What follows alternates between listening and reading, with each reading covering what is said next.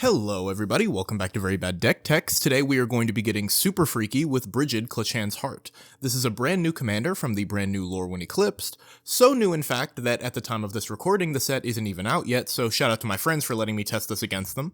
Brigid costs 3 mana, and when she enters or transforms, you create a 1/1 green and white Kithkin token, and at the beginning of your first main phase, you can pay a green mana to transform her into Brigid Doun's Mind, which can tap to add green or white mana equal to the number of other creatures you control.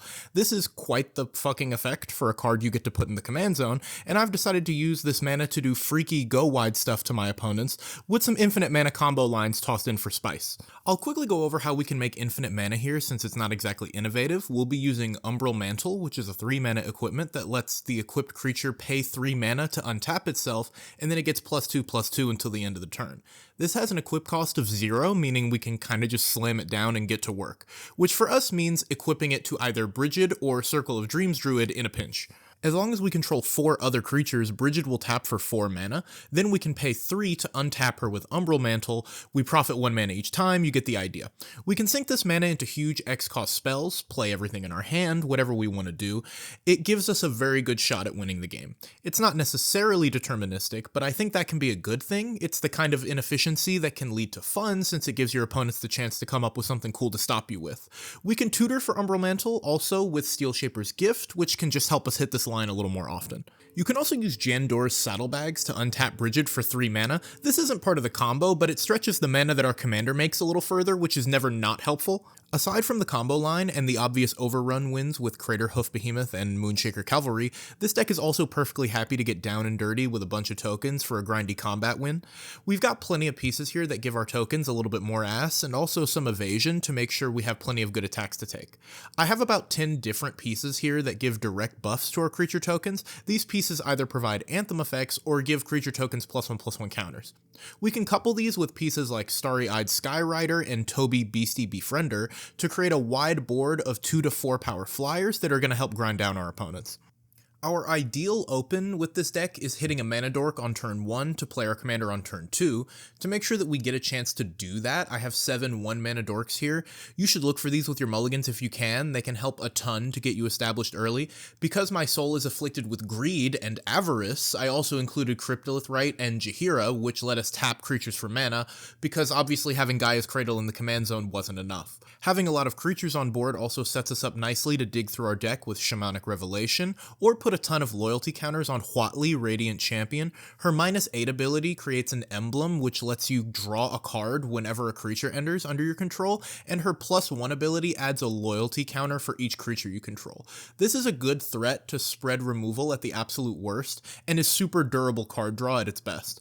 Our card draw suite has plenty of all-stars, Welcoming Vampire, Enduring Innocence, and Beast Whisperer to name a few, but one of my favorite cards here is actually Symmetry Matrix. It's 4 mana for an artifact that lets you draw a card by paying 1 mana whenever a creature enters that has equal power and toughness. You can draw a ton of cards with both this and Mentor of the Meek, since we always have a ton of creatures entering, but Symmetry Matrix is arguably juicier because it will still trigger even on our tokens that have above 2 power, and also any other creatures we may have with equal power and toughness.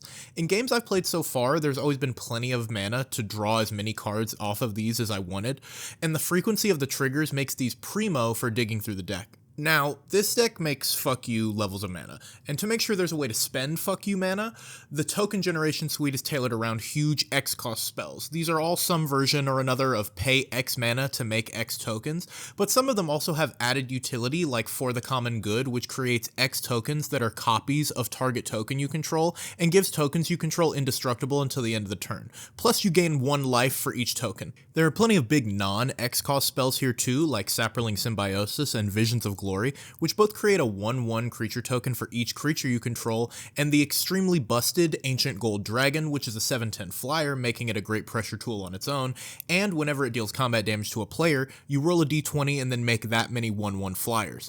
We have the ability to turbo this out early, like way earlier than is necessary or ethical, which is a ton of fun for us. We've also got some more incremental pieces too, Adeline, Resplendent Cathar, and Aenoch Strike Leader being the two most relevant.